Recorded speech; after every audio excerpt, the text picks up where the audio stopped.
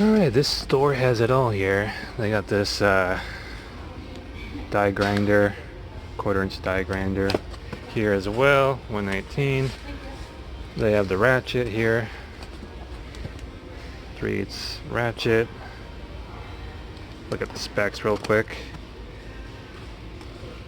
Low profile head design, 3/8 anvil, LED light, and afterglow, eliminate work. Okay, and that has a time delay, that's good. All metal gear train added for durability, brushless motor, variable speed trigger with electronic brake, manual ratcheting up to 150 foot-pounds, that's pretty good. 250 RPM, no load, and 55 foot-pound of torque, and again 150 manual load torque. Pretty cool.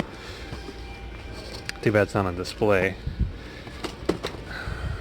And they got this drywall cutoff tool. It's like a roto zip. This is pretty light. That's 89. Ratchet's 119. Of course, it just came out, so it's going to be full price. Pretty cool. Yeah, I probably shouldn't be doing this. Don't tell anybody. Don't tell anybody. Take a quick look here.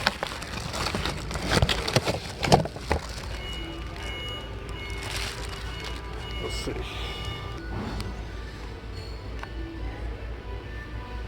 Pretty long.